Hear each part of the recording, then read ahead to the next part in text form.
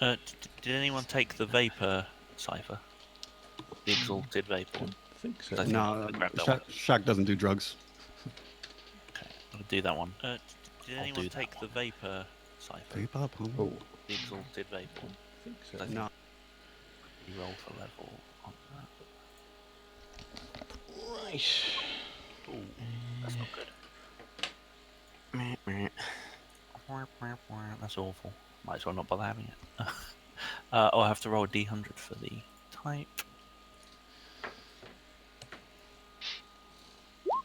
50.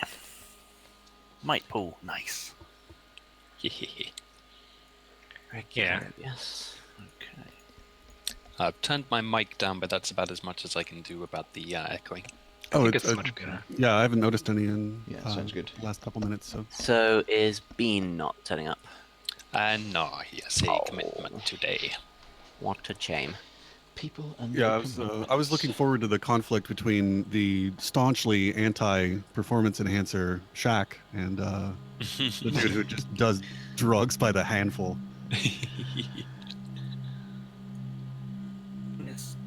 It says internal and wearable. Is that because I have to choose which? Yeah. I like the sound of an internal. Oh, I thought there was some sort of plane coming towards me, and it's just that music starting.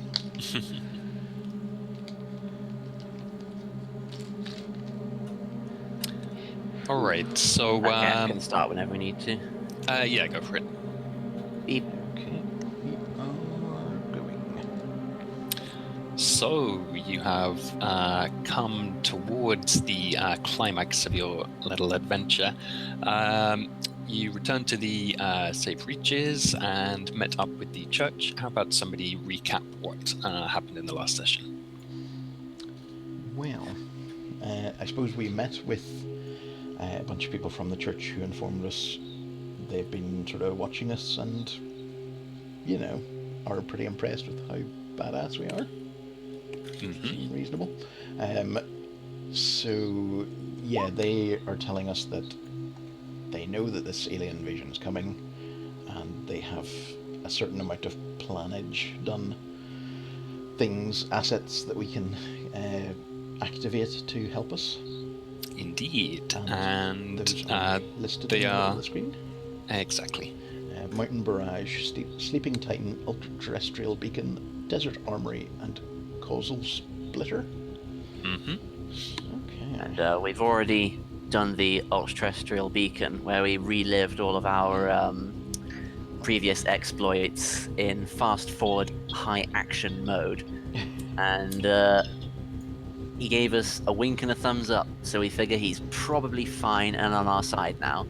Then we got spat back out of that dimension, and now we're off to somewhere else. Probably the armory, was it? I think it was the armory. Yes. Yes, you requested them to set up the warp to take you there next. When you're done, well, so basically, having successfully summoned now Priley, the extraterrestrial being, you return to the chamber. I'll just kind of go through this quickly, and they're all very impressed with the feat of activating this beacon and contacting the guy who they had. Well, none of the living ones had any. None of the living council members had any contact with him before, so it was quite a feat to be able to not only get in touch with him, but also recruit him so quickly. Well, you hope, to your side. So there's some glad handing around that. You will have your. You took some time beforehand to get hold of your ciphers and whatnot, so you are all geared up correctly. And now they take you. They pile you into a carriage. You go thundering through the city. This time by a kind of back route, so you don't have the cheering crowds that you had before. And they take you out to a spot somewhere outside of the city. Which is obscured by a artificial grove of these tall, kind of like glowing leafy tree type things. It's a large clearing, and there is some obelisk type kind of monuments set up around it, which are currently glowing and humming, and they have components kind of floating around them in a kind of magnetic style, and kind of reconfiguring and getting ready to warp you, there's a few staff attending to some control panels. They just quickly go over again the details of where you're going. So it is the armory, which is located in the south. It's reported to be a large facility containing many war machines, which will be useful to equip the army and forces of the Safe Reaches in order to try and repel this invasion. However, up until now, it has been locked, and they haven't really tried to unlock it as such, because they would only do that in a situation like this where it's actually needed. Nonetheless, it may prove a challenge to get in and both somehow take control or command of these vehicles if that's required, and also to open the facility up so the forces can go in and get all of their sweet gear that you're going to secure for them. So you all get kind of gathered up in this warp pad type thing. Well, I'm thinking that just as this happens, like I'm just thinking about how to introduce Stacen and Shaq. So this is all being done on behest of the church, an extremely powerful organization in this world, which basically, has access to all of the resources and technology and so forth. And they know of Stacen. Previously, he had been driving the Stacen-mobile and traveling with the group, but he disappeared at the point where they crashed into the spaceship. So at this point, it could be that you just roll up in some kind of vehicle or otherwise, possibly with Shaq in tow. Or if you prefer, you could wait. Great. Okay, cool. So, cool. So in that case, you're all set up and whatnot, and then, you can, make your entrance basically, and you can decide whether it's something that the church would have known about, or whether it's just, you're just turning up completely out of the blue together. No, I think they let me know that I needed to go and pick him up, basically, because a bit of a transporter. All right. Oh yeah, that makes sense. All right. So despite only let's see. Actually, they did the battle. They flew back and then they rested up and did their rally. So actually, I guess it will have been kind of almost a day since you left them. So I guess in that time you have ventured across the lands in search of the Shaq is. How do you reckon? Like, basically, do you think you'll be someone who's known to the church and kind of working with them, and possibly a kind of powerful and well-regarded agent of them, or is it just like he's basically just kind of stumbled into this new? The church kind of found me through the basketball cult. That was sort of running my region, and I was the biggest and strongest of them all. So they invited me to come and work with them.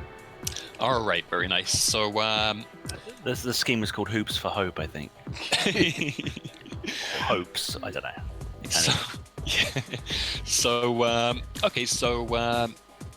It sounds like Stacen will have been sent off to collect him, and you turn up just in the nick of time as the group are about to head off. So describe how you make your entrance. I mean, we pull up at great speed into a handbrake sort of turn, skidding halt, and basically just exit the vehicle, leave the doors wide open, as if we're never going to use this vehicle ever again. And then we've done this many times before, even though we clearly haven't. But I reckon there's a cool slow motion long shot of you getting out of your car with dust swirling around you, and you're striding in slow motion towards the camera.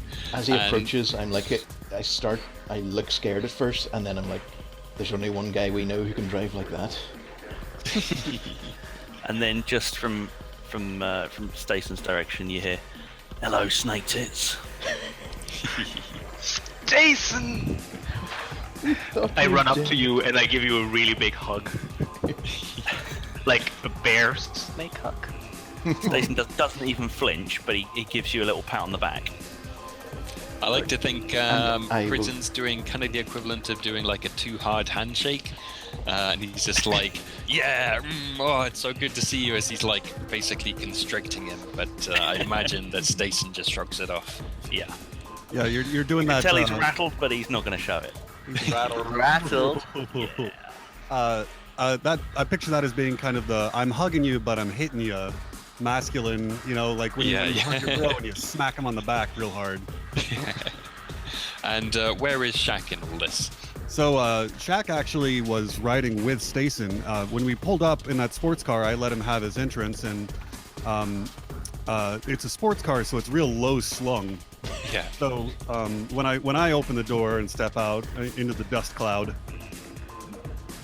you see just a man unfolding from like 4 feet up to 7'2", and he says, "I heard you needed some help kicking alien ass." So I look up and up and up. How's Shaq dressed? Shaq is dressed in a basketball jersey that says Orlando Esoteric. Nice. And it's kind of tattered but glowing. Like it's clearly he's been through some shit. But it's like his basketball jersey is also the cloak of golden feathers, so it's like a pretty special little thing. Oh, awesome! Oh, nice. I like that. And he's got gigantic, enormous shoes that are also like the boots of jumping. Awesome, nice. And how does he carry his basketball? Does he have like a net carrier thing on his back, or does he just like bop it around as he's moving? Oh, he dribbles Under one arm? Or? Oh yeah. Yeah, he's just constantly dribbling. That's just good practice generally. Nice. I like to think he's like his dribbling is like part of it's like an extension of his facial expression basically. Like if he's excited, he's like dum, dum, dum, dum, dum. Yeah, if he's like exactly. chilled out, it's like Oh, you mean Yeah, basketball? I and- thought he and the was ball like is also- salivating dribbling. The ball, that's when the ball starts drooling. So the ball also is like a glass sphere with like a metal sphere inside of it, offset to the side a little bit, and it is even though it's glass, it bounces really well, and that's the exciting esoteric part of it. nice. All right. So I'll say to Stace, who's your massive friend? Here. You can call me Big Diesel. Okay. You could call him that, but his name's Nice. Right. So as you're speaking and doing your introductions and stuff, the monolith type things around you are already humming and whirring, kind of crackling to life, and the let's say it does the thing where kind of you feel this kind of static like slightly anti-gravity kind of force around you, and little stones and pebbles and stuff are starting to lift up from the ground, and let's say the kind of green helmeted technological looking lady is in charge of the kind of controls, and she shouts out, "There's no time, and remember you have to," and that is when you get warped. So it's kind of like I don't know, it's kind of like being exploded basically. It's not a particularly pleasant experience as your view of the world around you kind of compresses into a point, and you feel a great shock of kind of force as and there's a moment of this intense kind of spinning like you're in a centrifuge or something,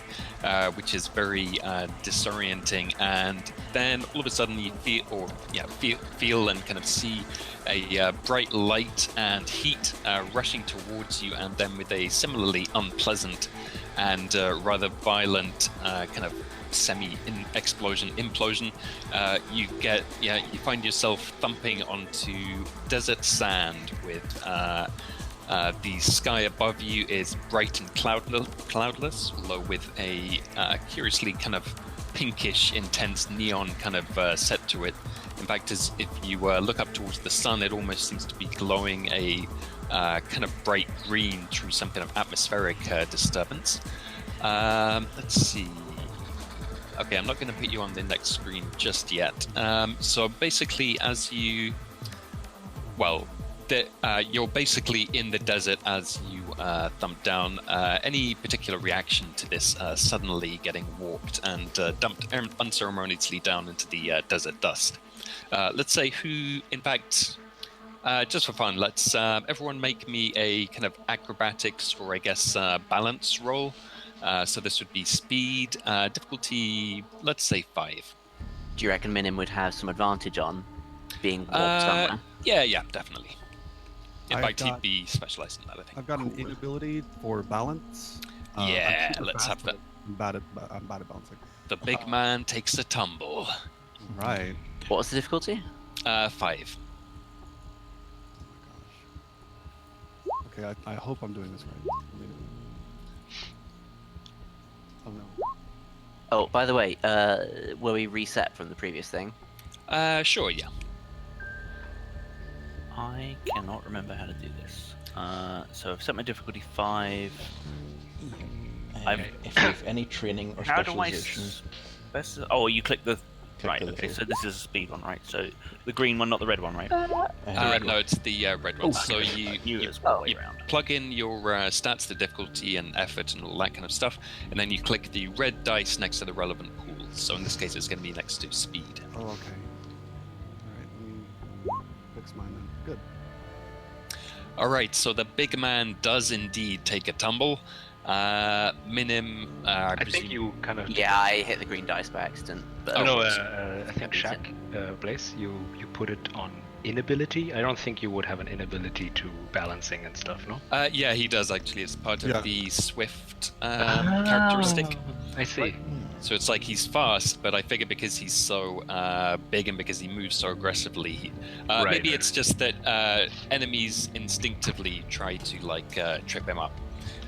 Because the bigger they are, the harder they fall and stuff like that.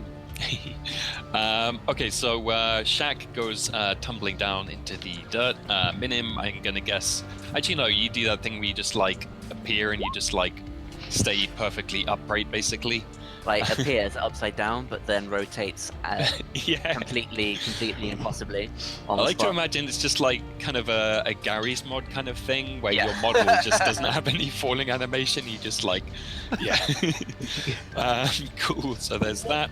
What happened with my roll there? I did not mean to spend any points. I put 0, but it's It's- gone down. Yeah, it's really weird. You have to click outside the box that you put things in a few times, otherwise it doesn't update properly. It's really weird. Just, let's see.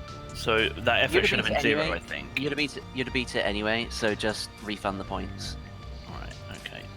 There we go. Cool.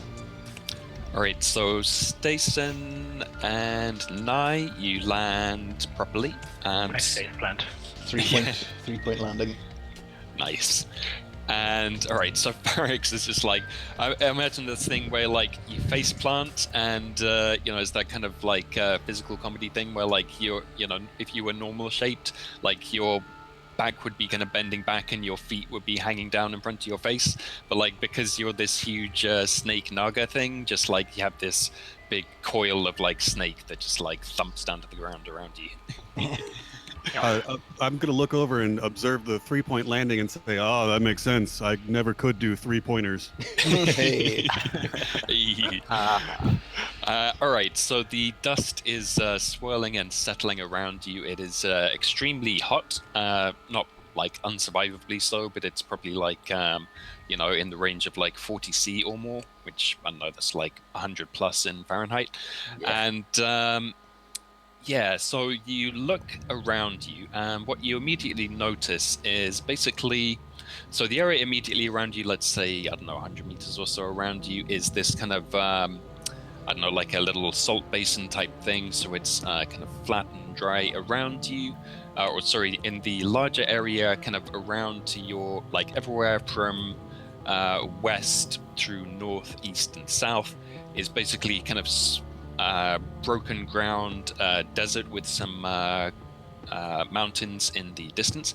However, to your in the kind of southwesterly direction, what you see is a giant crater, which is actually, I'm not going to put you on the screen just yet, but let me measure it.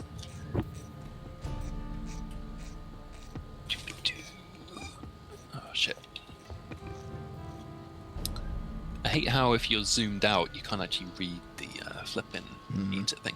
All right, so this crater seems to be about a couple of kilometers across, and it's rather strange. It's so the desert is like sandy soil, basically. But as you look out over the, so your situated kind of at the rim of this crater, basically, and as you look out over the crater, you see that the surface of it is basically glass or glass-like. It's not smooth and kind of bowl-like, but it's kind of almost like it's been burned out of the sand.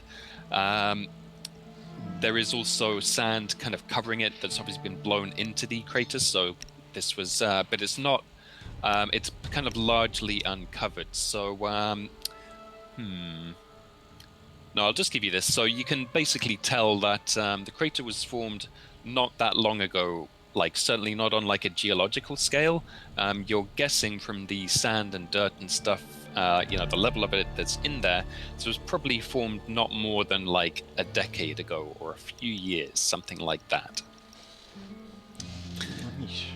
You also see the wrecks of quite a large number of, war machines, basically. You'll have been familiar with the concept of those from your adventures in the kind of Insect City and seeing the great tanks and mechs and things like that that are available to people in this age.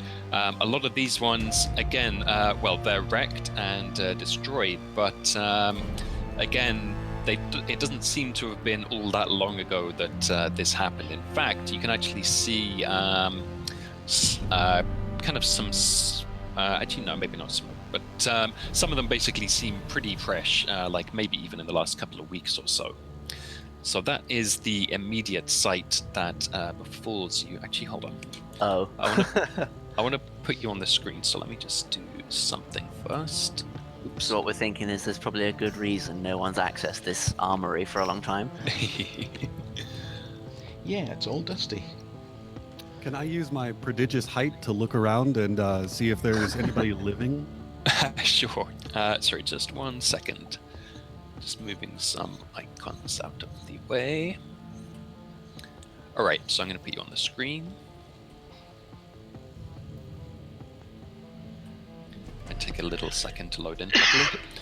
Okay. So you're located up in the top right, and Okay. I've handily put a crate icon to represent the party, called Wardens. This is dope. So the crater is the large area to your southwest, taking up most of the map. And Shaq, give me a perception roll. So this is going to be intellect. Oh no. But let's say you have an asset because of your great towering height. Okay. One asset. And then do I have to set the difficulty as well? Let's say it's difficulty 3. Okay. Let's see how I do. Nice. All right. So you survey this. It's not actually all that deep of a crater. Although it's a couple of kilometers across, it's let's say maybe a couple of 100 meters deep, and the sides of it are relatively shallow as they slope into the central area. You do not see any signs of movement or any real evidence of living beings as such. However, as you raise yourself up, as you raise yourself up on your tippy toes, you think you maybe see something just peeking up above the far side, the rim of the far side of the crater. So can you do anything to increase your height advantage and get a better look? Oh, I can fly. I just straight up can fly. So go ahead and describe how you, if there's a cost associated with that, then just subtract that from the relevant pool and then just describe what you do. All right, it costs 4 might, so I'm going to pull that out of my pool. And, although that, basically your edge acts as a discount on the total of any time you spend stuff from your pool. So what's your speed edge? This is might, and sorry.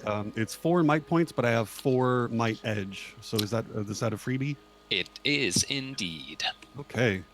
I will take off in flight. Like once I've kind of stretched out my whole frame to see this kind of portion of what I want to see, I say, over there. And then I kind of gather my enormous body down into a squat and then just leap flying into the air, doing a windmill with my ball to help balance me. Sorry. It's kind of keeping me from falling over with this incredible Nice. height that I'm getting. And I just fly into the air. I can fly straight up for an hour. I imagine there's like a little shock wave of dust as you take off, and like a trail of dust going up after you. How does anyone react I mean, to that? I look up and say, I believe he can fly. Stason turns to Varix and says, "He's at it again." The whole way here, he's doing that in the car. Nice. All right. So, Shaq, as you go flying up into the air and get a height advantage, you can get a better look over the far rim of the canyon. What you see is basically you see the tops of some kind of strange-looking towers, basically. Just as a quick interlude, what kind of like environment did you grow up in this basketball cult? Like, what was their kind of level of tech, basically? It was very minimal. It was kind of just a village, but it was secluded in kind of a sort of a Tibet kind of way in the mountains and the tundra. Okay, yeah. So we became a very hardy and tall race of people. So it very like Shaq has not seen a lot of the world except for in the brief interlude between leaving the basketball cult and being employed sort of for a temporary time with the church. All right, I like it. So, so since then, it's basically been like a tour of wonders of all this. Like, I mean, you will have been aware of the presence of kind of, ancient, God-wrought things kind of across the landscape and so forth. But obviously, there were, even by most people in the land, even in the safe reaches, and even to an extent the church, they are, regarded as, because they essentially are, god level items and artifacts, which for the most part you have no particular idea how they were made or how they work or what they do, but they're generally regarded as being amazing and astounding. In the past few days or something, you've seen all manner of things, the like of which you've never seen before. You are truly on your world tour. And Imagine Stason was singing "I Can Show You the World" while they were driving. Usually at great speed indeed. But anyway, as you look across the canyon, what you're seeing is basically, so I guess it would look to you maybe like some kind of large, strange temple or facility or something. It clearly looks very advanced. It has a number of large buildings and towers and things, and also some extremely large kind of paved paths or roads kind of weaving in and out of it. It seems it doesn't seem active, basically. You don't see any immediate signs of movements. Several of the buildings are kind of damaged, or a few of them are even kind of collapsed. And let's say you can notice that they seem to have been kind of buffeted or assaulted with some kind of great force, some kind of powerful magic, and where some of them are kind of broken or buckled in, they seem to be doing that in a direction away from the center of the crater, as if whatever damaged them is the same force that created the crater. I'll swoop down from my high perch in the air and relay this information. Mostly, I'm gonna indicate over there's a road. Might be easier traveling. Yes. So, okay. So, what you've seen this scene. What is your initial assessment of it in relation to your goal here?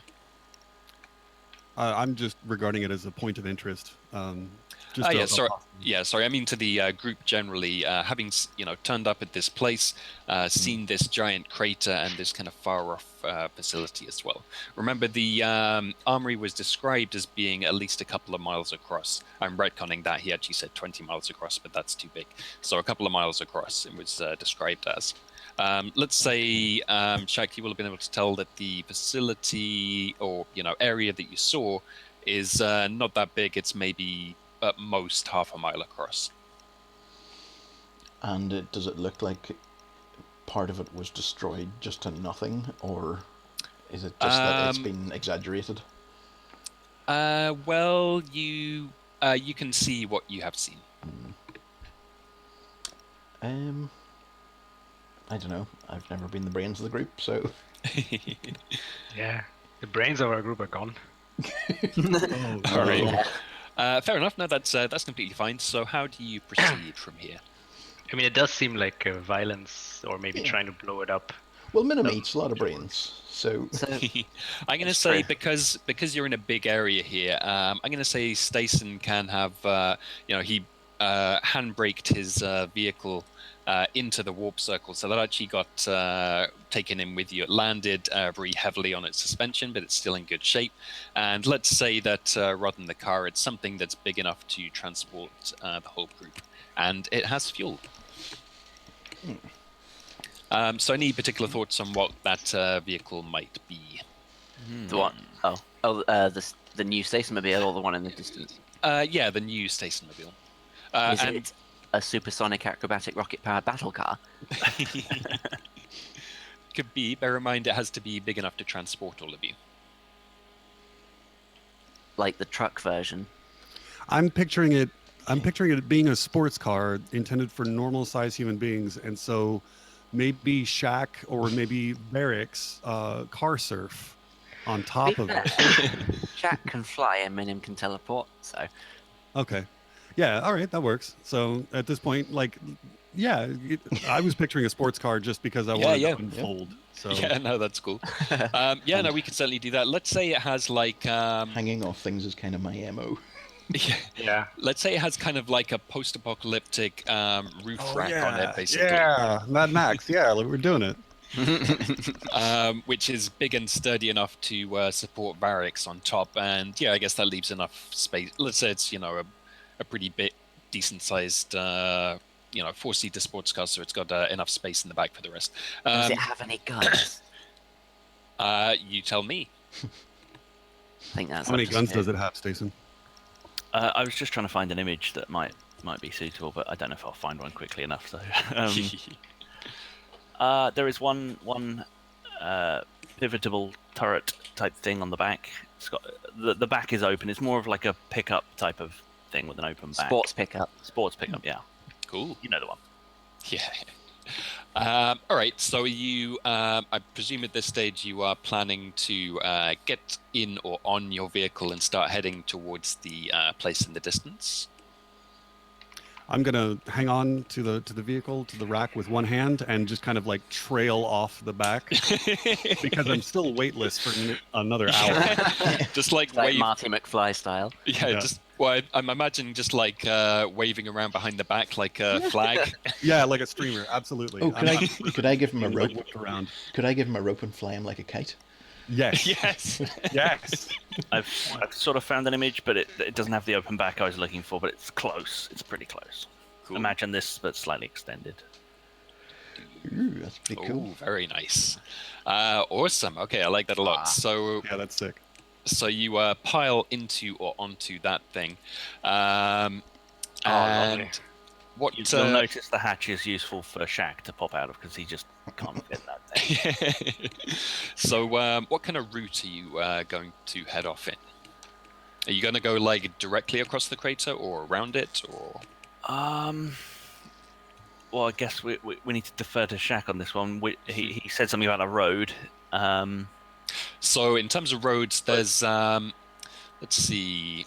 Was that on this side, the other side, or around it? So the road I described is like basically a large kind of highway style road, and whatever they're called, off ramps and stuff that are within and around the distant facility.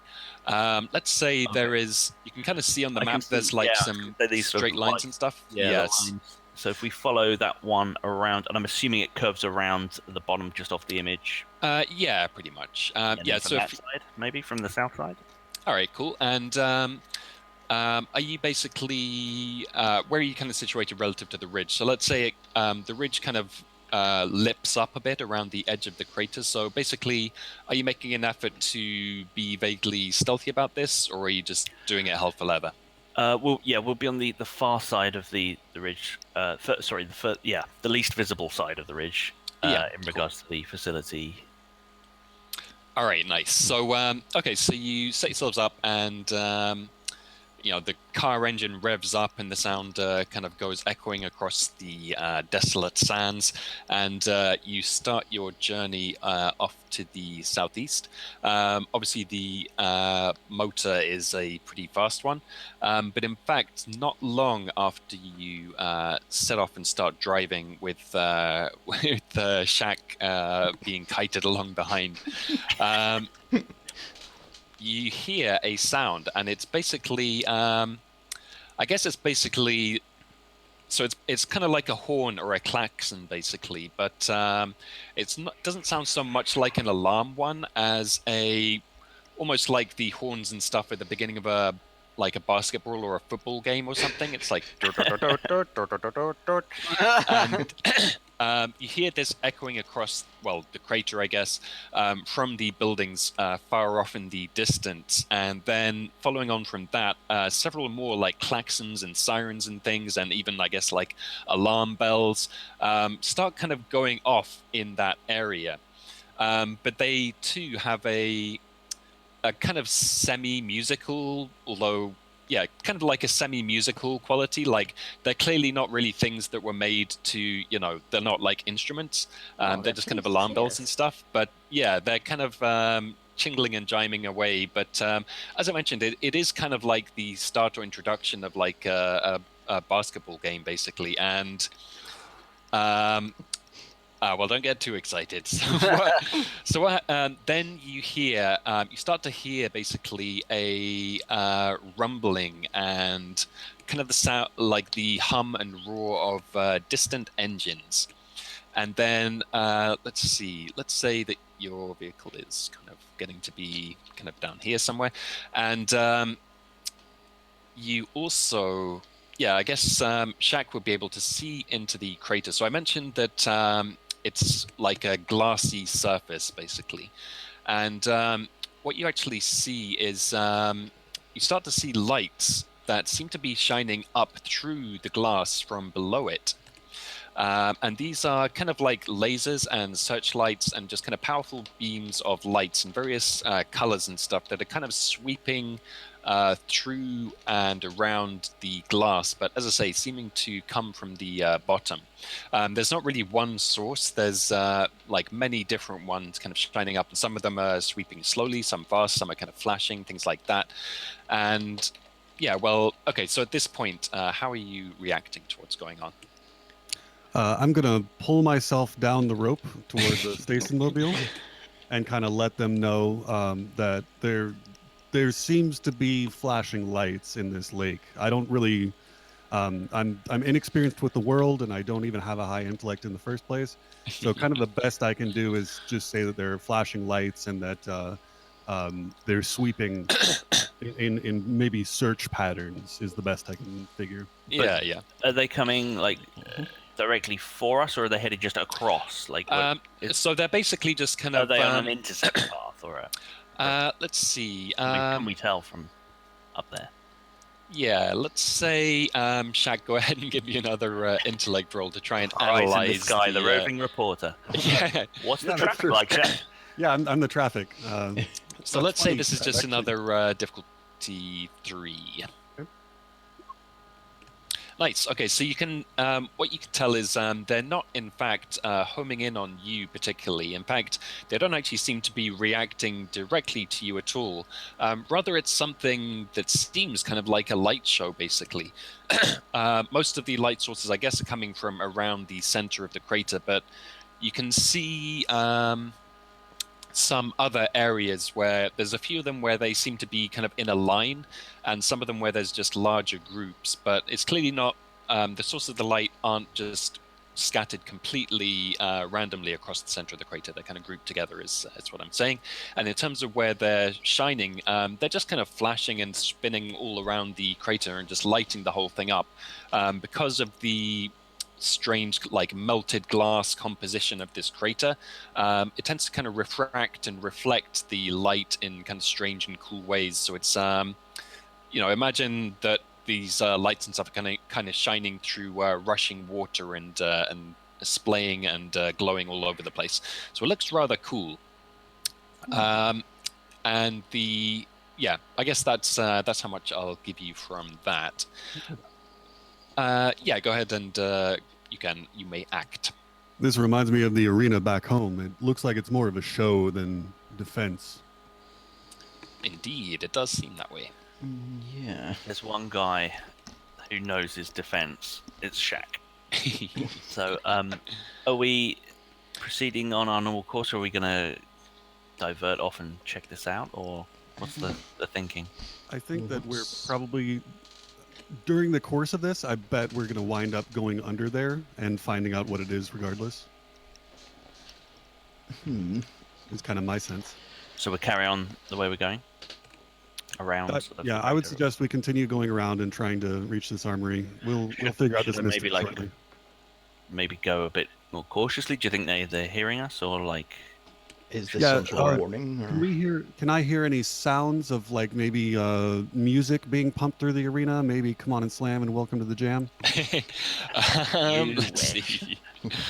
I mean, admittedly, like we're in a car that is like roaring, right? Like this is a fast car. Yeah, exactly. Yeah, probably it's not very very. much. Yeah, it's making a lot of noise. The music I'm going to say is not "Come On and Slam," but it doesn't really have like a single distinct tune, but it's just kind of something is trying to be as musical as it or they or whatever can with these kind of alarms and stuff. So all that is happening. Let's say that as you continue on your path, well, actually, no, let's see. Are you going to continue below the lip of the crater so that you can't see? And are you going to reel Shaq back out so that he can see, or what? I'd like to reel myself back out. Okay. Yeah, we'll stay on the far side, I think, but we'll use our roving reporter in the sky, who's hopefully less visible. All right, cool. So, I mean, I'm still a 7'2" guy. Like, yeah. So you're not like a whatever this vehicle is, All right, so as you're rushing through the sky, being dragged along behind the Stationmobile 2, let's see. First of all, you start to hear mixed in among the alarms and stuff like that.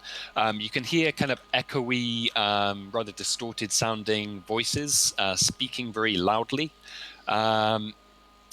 Let's see. I guess Shaq wouldn't really have heard anything like this in particular, but the voice is basically somewhat synthesized sounding. It has a very level tone, and it's just kind of intoning out these. You can't tell, like it's not in the common language. It's in something you don't recognize, but it seems to be listing out, something like orders or statuses or something like that. It sounds somewhat robotic.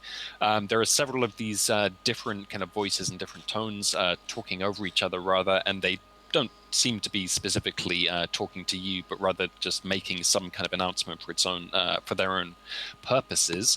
What you see after that is, so I mentioned you heard the kind of rumble of engines and so forth, and you then see cresting over the lip of the crater, kind of in like between, so the far lip of the crater, where the other facility is. You see several large, in some cases very large vehicles, basically rolling over the lip of it and trundling down into the crater. Let's see if I have any icons and stuff. Oh, I already didn't hide that one, so let's say there's this one. Give me 2 seconds.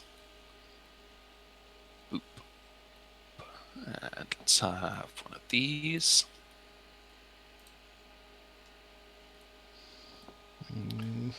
This looks less than friendly.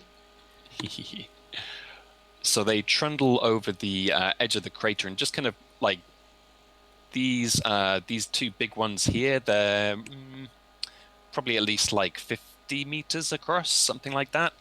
There's a couple of smaller guys who kind of look like this. Let's have a couple of those. And let's say there's kind of a fairly large but kind of hovering or floating vehicle that follows along behind them as well. Most of them are like any indicator lights and like landing lights and just general lamps and stuff that they have on them are all activated and flashing. This is actually, wait, let's see. Actually, no.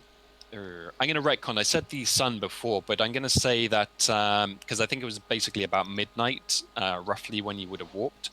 So I'm going to say that it's actually night, and that's going to make these lights and things that are coming up from the through the glass and things Looks all so that much cooler. Yeah, exactly. It's way more kind of visible and impressive.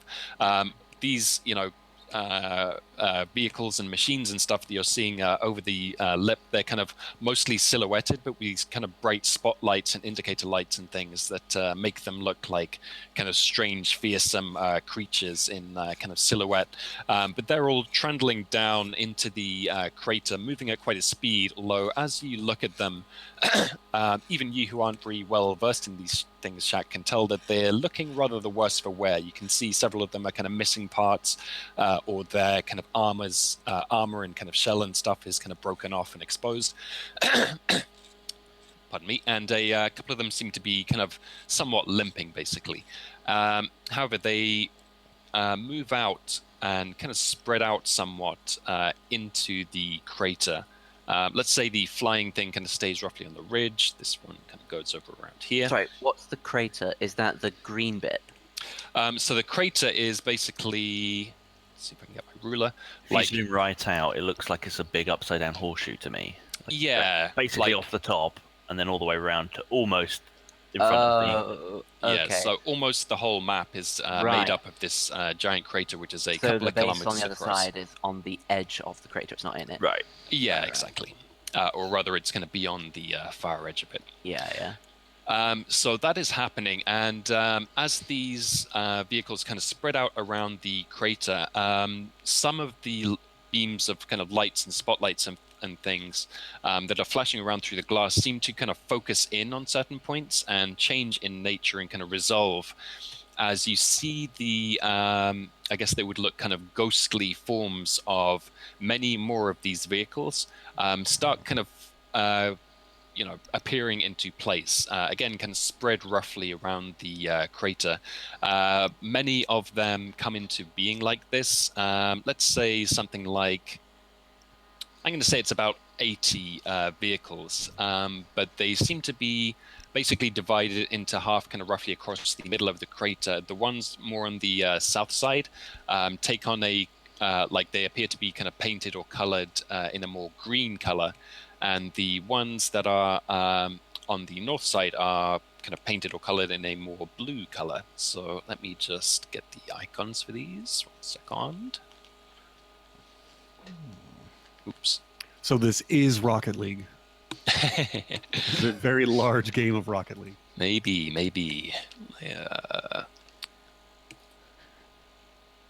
Why is it being a poo?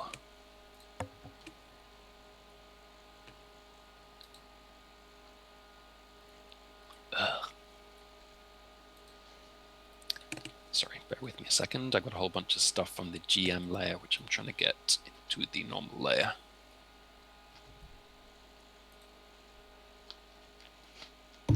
Oh, I see why.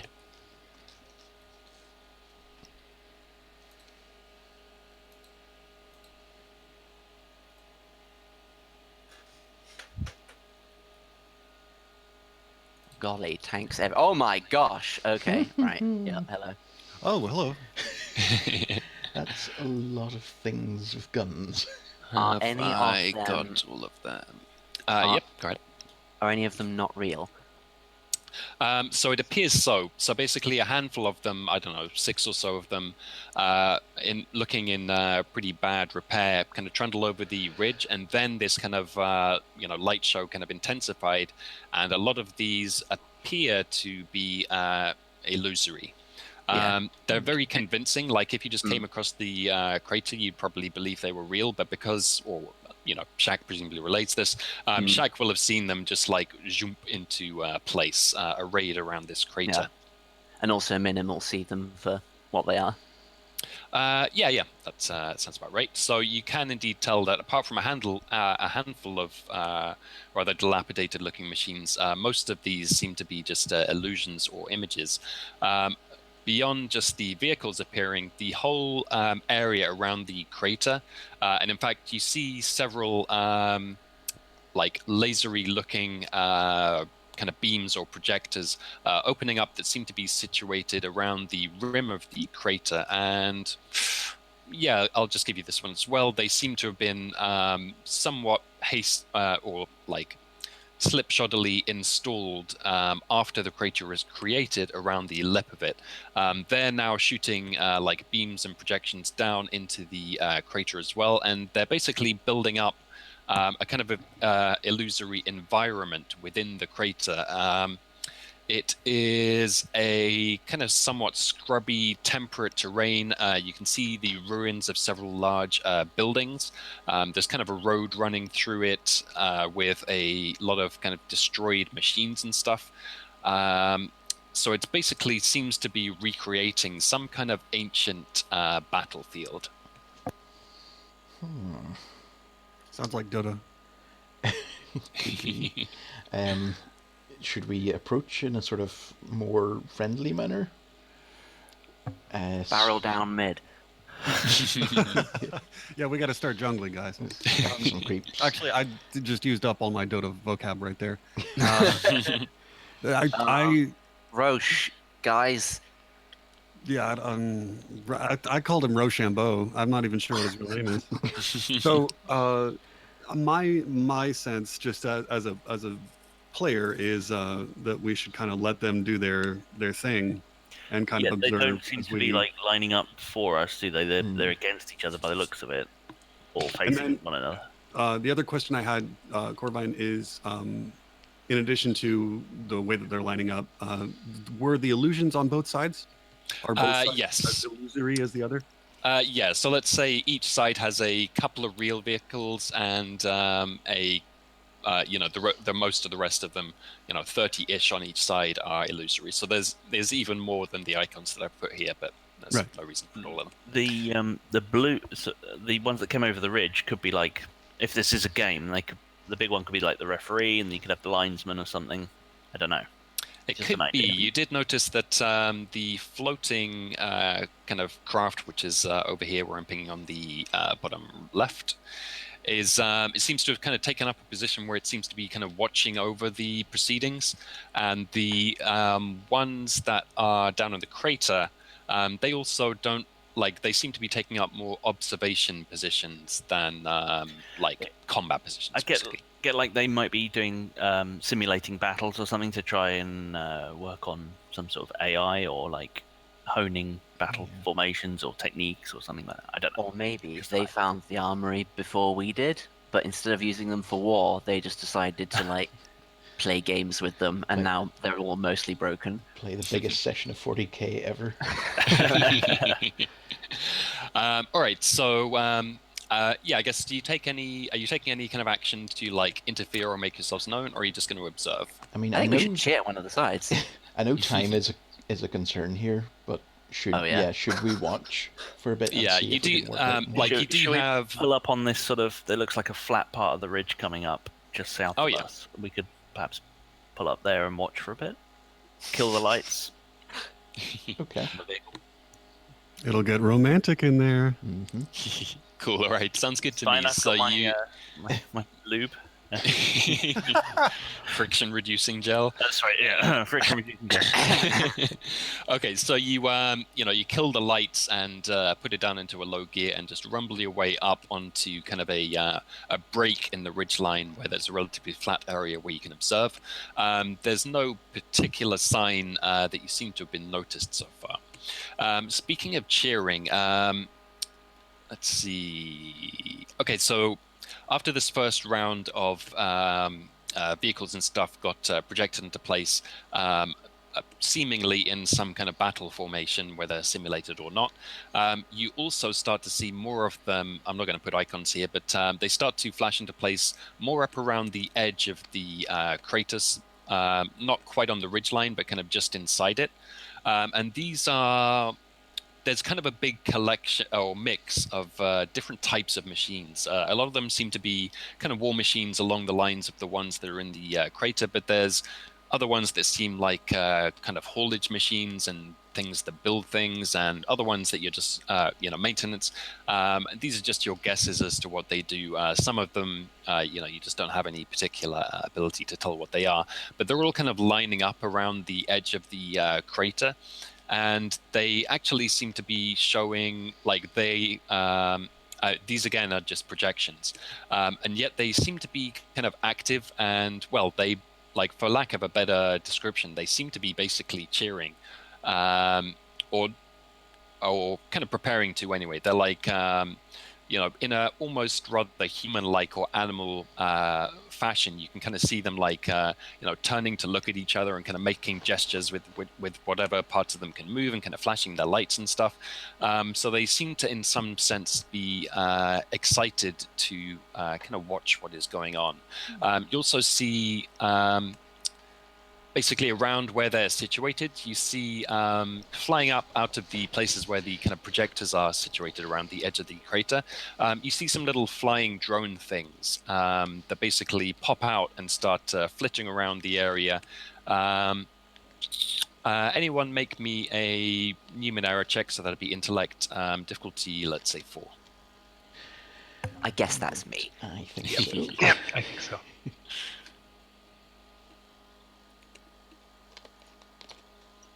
Cool. Wow. So it's a bit dark, and this whole scene is a bit confusing. And plus, the kind of technology side of Numenera is not something you've been quite so versed in.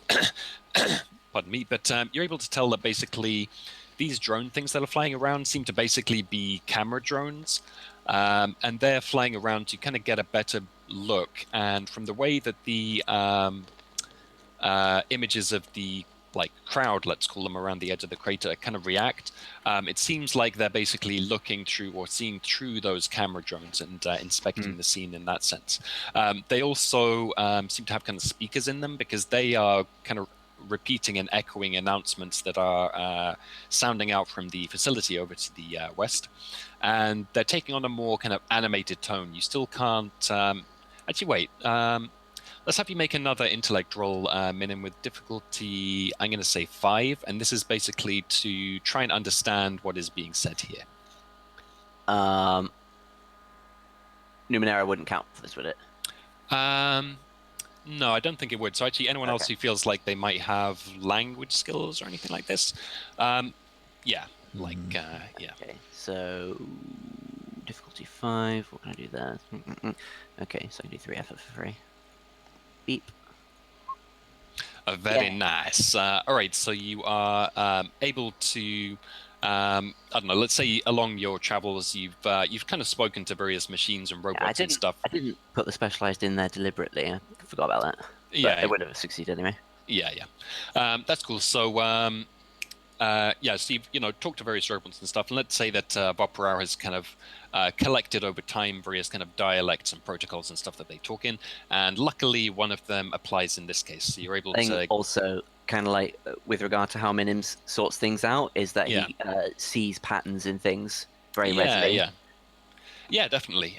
Cool. Yeah, so like this is like, I guess it's kind of a modem-like sound in the sense that it's kind of very much audio-based, but it's also kind of conveying information as well. So anyway, what you're able to pick up is basically kind of as you somewhat had an impression of already. This does seem to be some kind of event or game, kind of like a gladiatorial event. And what they're talking about is, let's see, I'm not going to do a voice rip, but it's basically announcing kind of, and now repeating the, let's see, it says repeating. After action report 553 AB1, one of a big kind of crowd favorite. On the left side, we have the 56th Armored Division, 3rd rank, 5th echelon of force designation AB12, and in the south we have the greater logistical mechanic force of the of force designation TX1, and then the whole crowd is kind of erupts in kind of cheers and like stomping around and doing their little robot-y movements, or like in if it's like a truck, it's just kind of reversing back and forth quickly in an excited kind of manner. Yeah, while Minim has understood it correctly, I think he would believe that he hasn't. Okay, yeah. Certainly, it's the way they're talking, like they have this kind of sports announcery kind of timbre, and yet the jargon and the names and stuff tend to be more in the way of kind of serial numbers and designations. So it's a bit of an odd mix, and probably would be quite confusing to Minim. I get the impression, maybe even without directly understanding the language, I think probably Shaq would recognize this for what it is as well. Absolutely, specialized in sports. Yeah, nice. Cool. Okay, so So you these see guys are like, I don't know, some sort of reenactment society. Are In a Are you way. actually specialized in sports? No, I'm not. Oh, shame. Sorry, what was the question just before? No, I was just making a comment. It was more like these guys seem to have taken historical reenactment of battles in a sort of a gamey way. That does indeed seem to be what's going on. Okay, so and I guess one more thing you notice is you're seeing this kind of crowd, as it were, like doing the war machine equivalent of kind of whooping and cheering and stuff, and it's kind of echoed by the kind of rumbling and vague thumps and stuff that you can kind of hear just echoing, I guess, or not quite echoing, but like rumbling kind of throughout the crater, basically, almost as if it's coming from underground. Are they actually damaging each other?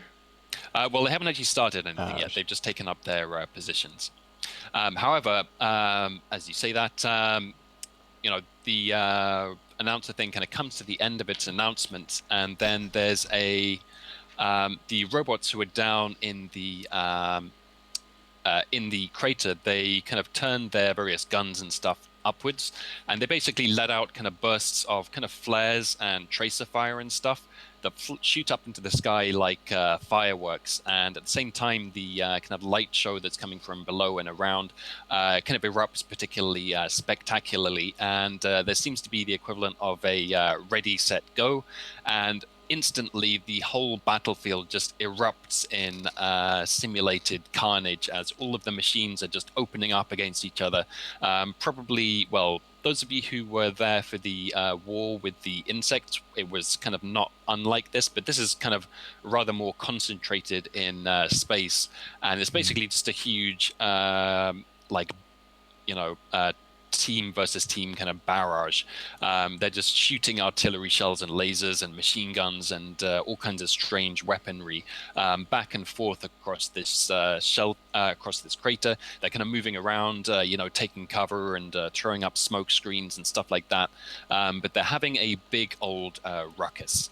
And let's see. So, okay, yeah, I'll throw this in as well. So, anytime there's a particularly big kind of shot or explosion that impacts the ground or something like that, it looks like one of the real robots or machines will shoot one of their weapons at the same spot. Nice. To make kind of the glass explode and send these kind of glowing chips everywhere that catch the light and look very spectacular. Pretty much every time that happens, there's a big roar of big kind of surge of these mechanical robot-y sounds from the ground, from the crowd, and again, you can kind of hear them dimly echoed from the ground as well. This sounds like Krisen's jam. You know, Yeah, it's like yeah, I really want to get in spectacle. on this. How do you react at this stage? I mean, What color do we like, cheer for? the thing is, we have like a job to do, but Yeah. My thought is like this is a good distraction where presumably like we could sneak into the armory while everybody's involved in this. I don't know if I want to. Maybe we can TiVo it. It is. Yeah, I mean, mean- it's up to you. You guys come up with your plan. I mean, either we go to work or we watch Robot Wars. Oh, just think about timing though. So you have 3 days before the invasion, and the kind of general budget is like 1 day per thing. So you have a certain amount of time. If you can do it quicker, then that will save you some time, but not that much because they have to spool up the warp thing to take you somewhere else. So you're not like in a massive rush to do this like now. You just can't afford to like be taking days doing it. I do ask. I mean, I look sort of, like a child that walks past a candy shop at the rest of everyone else. Oh, can I, please? I don't even articulate more what I want. That's just, I'm too excited. In my head, I'm imagining how amazing it would look when the light show he's giving reflects the on my scales. I think he's giving the equivalent of like puppy eyes, but they're just these really wide snake eyes, so it looks kind of creepy.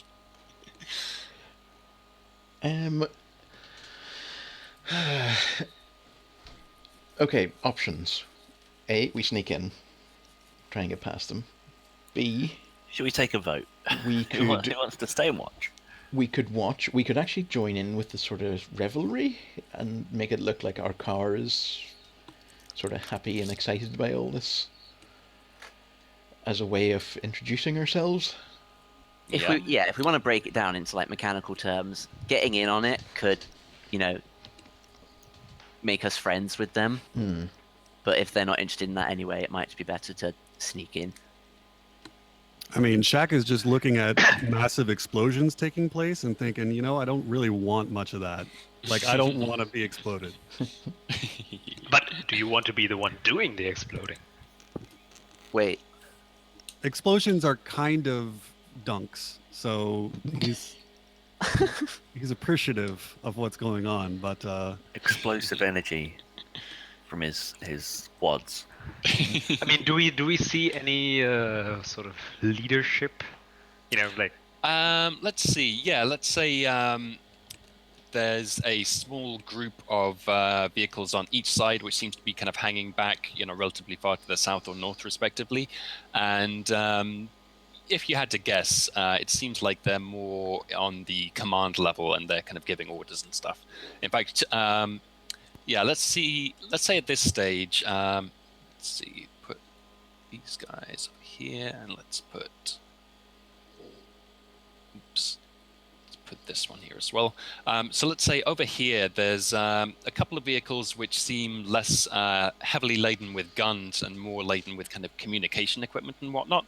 And then behind them, there's a very large kind of technically bipedal, but it has these very kind of large, thick, squat legs kind of behind them, which seem to be acting as a kind of defense for them. And there is a, while all... Actually, hold on. Ooh, hold on. nice quads. While all of the... Hold on a sec. Yeah, so while all of the battle and stuff is going on in the middle here, a group of blue vehicles, let's say, they seem to be acting kind of somewhat as a strike squad. There's a couple of fast bipedal ones, and then kind of a larger tank. They basically zoom their way along the edge of the crater, and they're doing like the edge of the crater around here is kind of sloped. Let's say it's maybe about 40 degrees. and there's kind of a darker area here where the lights and such aren't really reaching, and they basically kind of engage their rocket boosters and just kind of ramp up along the side, and they the surface of the glass is kind of has a lot of kind of folds and rivulets and stuff, so they're doing a lot of sick jumps as they go on their little ninja mission around the side, and they as they kind of approach roughly your area, they let loose a sweep of missiles that goes that goes swooshing across the gap between them, and smashes into the big guy at the back, the defense guy, and it suffers several explosions and kind of falls over onto its side. And the strike squad seems to be closing in now on what you would guess seem to be kind of passing for command vehicles.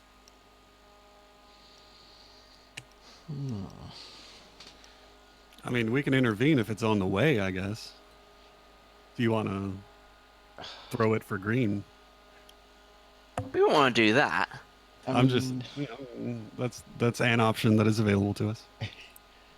This is a very tricky scenario because Shaq is very appreciative of the cars that just jumped. I mean, you were saying before, although these are projections, some of the explosions are actually real because they're being fired by the real weapons, right? So if we get too close, we're going to be under fire. Potentially. Maybe we should just drive around and break in. Sounds good. I mean, it's just occurred to me that we've got 4 glaives on the team, so I mean, we might as well get in a fight. My shoulders sort of sag, and I said, "All right, guys." All right, so you can't really punch a projected tank, right? It's not gonna... How about we try I and find go your around? lack of faith disturbing. How about we try and go around to some other spectators and get close to them? Yeah. Nah, let's just go to the thing. Yeah, I want to head up this armory, see what's going on with it. Cool. Drive on. All right. Yeah, no problem. So you let's see. Let's have Stason give me so it's like a stealth driving check, basically. Stealth driving. I do that all the time. Yeah. I don't know. Like, probably it could be speed or intellect, I guess, whichever you prefer. Let's say it's going to be speed then. yeah. Let's say it's going to be difficulty. I'm going to say 6 to avoid detection. Okay. And would you say I'm trained or untrained in that? Whatever this is. I think you have something like a skill in motor vehicles or something. Yeah, I presume you must have driving or something. There was some mention of that. I don't have it written down though, but I remember in the. It's in your level up. Oh, is it? Yeah. Yeah. Yeah, I figure. Yeah. Look at that. Okay, yeah. So you are whatever you are in that, either trained or specialized. What is vehicular expertise? I don't have it. It's probably just like a skill, so and it's pretty flexible system. So anything that relates to cars. Okay, I think since you didn't seem to put in your sheet, but on the other hand, you are Stason Jatham, I'm going to say you can be trained in that. Trained. Okay, so trained, difficulty 6, and speed. Yes. And that is the red one, isn't it? All right. So as you you stealthily pull back from the lip of the ridge and start making your way around. But let's say as you're driving, kind of behind the lip, you can suddenly see some bright lights that seem to be shining through the glass. They get brighter and closer, and suddenly there's a huge explosion that rips apart the lip of the glass right there and sends shards of it kind of scattering, over and around your vehicle. Let's have Shaq and Varex make a might defense difficulty, let's say 5. How does one do a defense? So it is. Let me get the thing up. So it's basically, similar difficulty. So the difficulty is going to be 5. You would need training or specialization in might defense in order to have training in this. You can apply effort. I'm going to say, Shaq, I'm going to say you have a -1 asset because you're literally just floating up in the sky. So you just plug that in and then you do the red dice next to might. Okay. So I'm untrained. Difficulty 5. Let's do this. Oh. All right, so Shaq, you take 5 damage minus any armor you have. So that comes off the might pool first. Once you run out of might, then it'll go from speed and then from intellect. Okay. Cool. Okay, so that happens, and with that, let's say the explosion is enough that you don't kind of wreck or crash your vehicle, but it goes spinning to a halt in a cloud of dust, and the strike force of blue vehicles swerves around through the wreckage of the green command vehicles, which they've now destroyed. Put crosses on those. And they, let's move your icon over here. Let's move here. Okay, so basically they swing around as one of them catches a glance through the new gap in the rim and catches sight of you. And they kind of skid to a halt basically on the far side of the gap.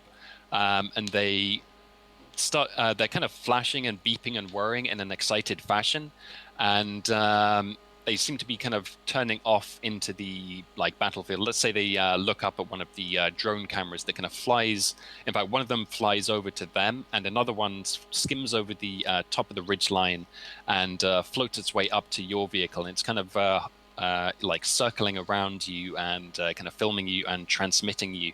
And could I get out of the car, sort of stand on the roof, and make a sort of I don't know, a conciliatory gesture, a sort of "we're not a threat" gesture? Yeah, like I'm doing a friendly wave from up above. Absolutely. Okay. Is anyone else reacting in any particular way? We've been made, have we? It seems so. I'm just going to lurk in the back for now. Yeah. Just like peeking up out of the rear boot window. Stacen's just swearing because the car's not functioning at the moment, so he's a bit pissed about that. Shooting, not shooting, but pumping the gearbox, and the gears are like clanking underneath it. All right, so basically, so the blue vehicles, in fact, let's see. Yeah, actually what happens is you suddenly hear the sounds of the battle almost instantly stop. There's a few more rounds fired and stuff, and a couple more explosions. But then there's kind of almost an eerie quiet. The kind of echoes of the barrage of shots that have been going forth kind of rolls across the desert and then peters out as you hear the kind of rumbling of many of the vehicles, at least in the vicinity of you, seeming to kind of come closer. So they're, the sound of them moving is simulated as well as the sight. So they're kind of crowding up around you curiously and evidently in some excitement. Let's see. You taking any kind of further action at this stage? Or let's say at this point, Stathan, you get the motor back in order. So are you wanting to just kind of stay and greet them, or like speed away, or do something else? I say, well... No, I'll let you react. Well, my instinct was to just bail, basically, because he's usually quite a good driver, and we might be able to get around the lip of the rim, and they'll lose us for a bit. Yeah, for sure. I mean, as I say, your vehicle's back up and moving. So if you want to make a getaway, you could absolutely do that. While he's deliberating on whether to do the getaway, Shaq is smiling widely at the cameras and waving in a really friendly manner toward everybody. He's got a ton of natural charisma to him, so Nice. I think he's just kind of greeting everybody in a cheerful, friendly sort of way because that's how Shaq lives. Yeah, nice. I think with the because I forget what the surface is like we're on. Is this dusty or is this glassy? So if you're outside the crater, then it's going to be basically dusty. Okay, in that case, I want to kick up like do a donut to kick up some dust. Oh yeah, nice. Well, I say, get ready to do that. Okay. I mean, I could if something goes wrong, continuously I am donut, going we to can sort just be of, holding. I sort of want to go out and just try and greet them. Cool. All right. I mean, So I'm not the most diplomatic person, but I'm pretty honest. yeah. All right. So basically, so are you like kind of jumping off the car and like walking towards them, or? Yeah, sort of hands up in a sort of friendly gesture. I'm not here to make trouble. All right, cool. So as you're like walking across the space, there's still like kind of debris and dust, like swirling around you, and it kind of goes over your skin. And but as you approach them, several of the vehicles actually. Actually, wait. Let's see. No, most of them they kind of crowd up like behind the. Behind the gap, but inside the crater, and they seem either unwilling or unable to leave it. It's possible that they just can't be projected that far. However, one of the real vehicles trundles up into place and does exit the crater and kind of roll towards you. Let's say it's I don't know, like it's a big, what you might call a kind of tracked mecha, like a big Johnny 5 or something. Right. There seems to be some kind of maintenance vehicle, and it trundles its way up to you, and it starts kind of extending various kind of scanning arms and stuff. It kind of scans over you and over the station wheel, and then looks up and scans Shaq, and Hey there. it goes boop boop boop boop, and let's see. Could I just say to it, "Hello, do you speak the truth?"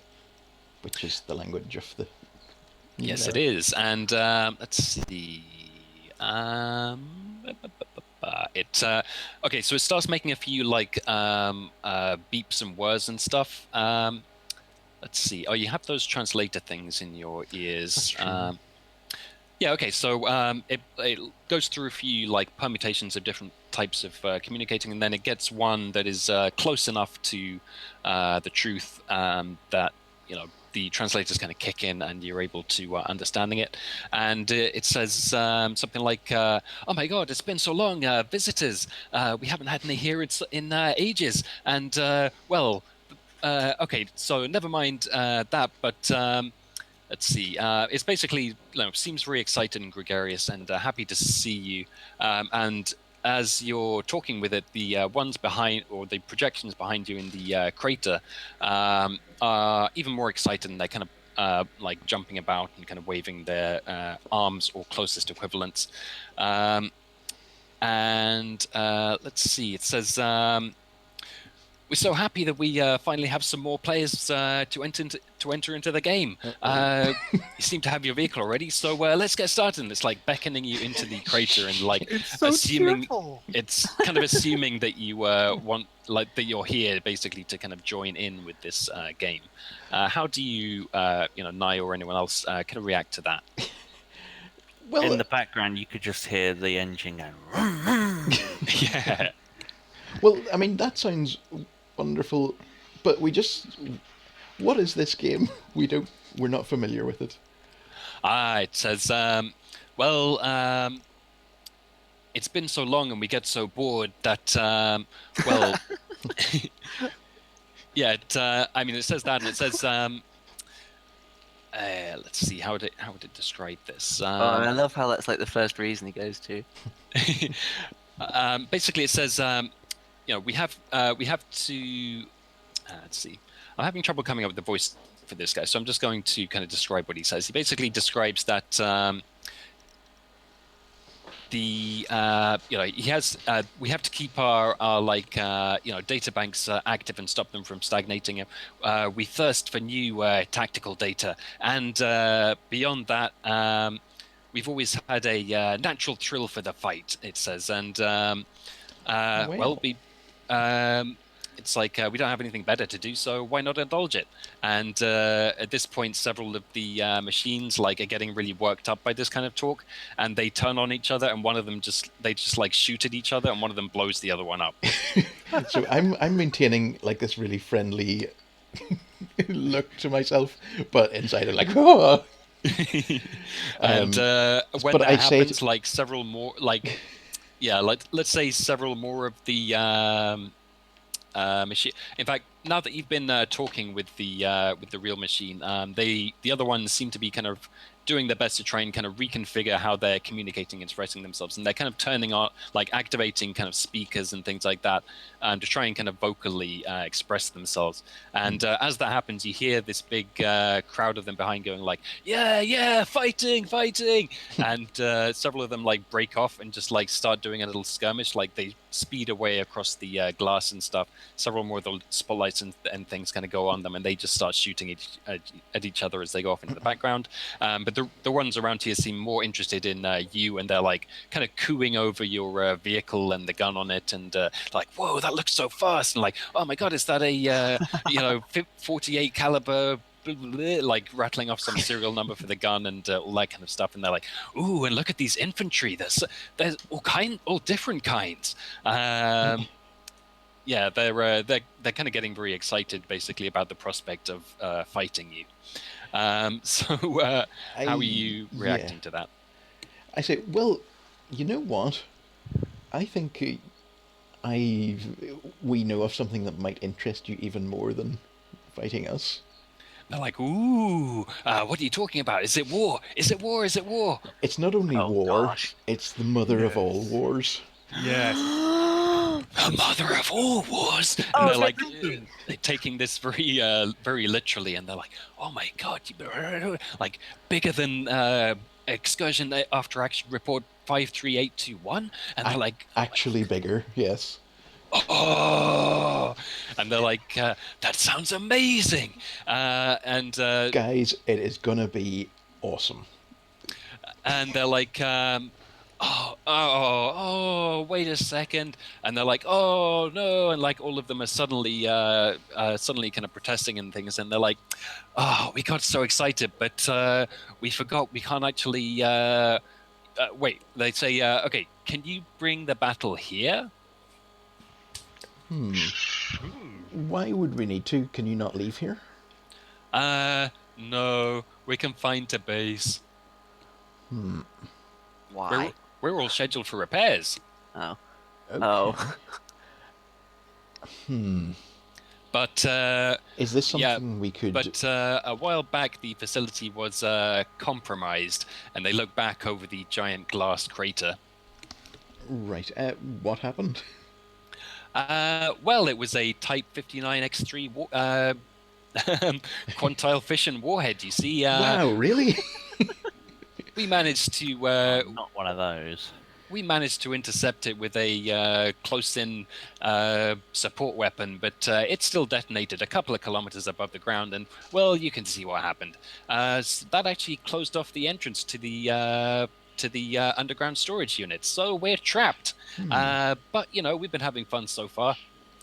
If we helped you get in there, would you be able to get repairs and join in with this mother of all fights? We'd like nothing better. Oh my god. Well, I love this. I Friends think with the cars. This is perfect. I think we shouldn't waste Army any was time. alive. I Yeah, think we should have to use their enthusiasm. Absolutely. join forces and get you ready for the ball, Cinderella. So already let's see, are you kind of staying outside the crater at this point, or? We're just we're sort of on the lip of it, I think. Yeah, sure. Okay, so the kind of interlocutor, I don't know, come up with a name for this guy, this big Johnny Five looking guy. Johnny Six. All right, so Johnny Six is he's like as you're talking to him, he's clearly kind of transmitting all kinds of data to the other machines, the ones you can see and possibly other ones that you can't, and yeah, he's essentially kind of signaling yes, but the others are like, ooh, what are they fighting? What kind of assets? What's their asset disposition? What's their asset disposition? Do they have do they have lots of infantry? I'm really good against infantry, and that kind of thing. Well, your opponents. Should we tell them they're aliens? I suppose we should. Your opponents are going to be extremely high tech. Ooh. They're not from this planet. If you can believe such a thing. Yeah. They say, okay, another planet, got it. They must have all kinds of alien tech. Oh, what's their maximum wattage outage? 7? 7? Oh, this big thing goes around like, 7? Oh no, that's rubbish. He almost means certainly 7 not. million. 7 million? Oh! They're all suddenly yelling and cheering. Okay, so they seem very enthusiastic about this notion. Actually, don't know if you're still here, Blaze, but it's 4:15. Let's say now that you've made contact, let's take a break here. Let's try and keep it, 10 minutes, but let's make it actual 10 minutes. Okay. Right. So 23 Pause in the past stream. precisely, we shall resume. Right. Recording stop.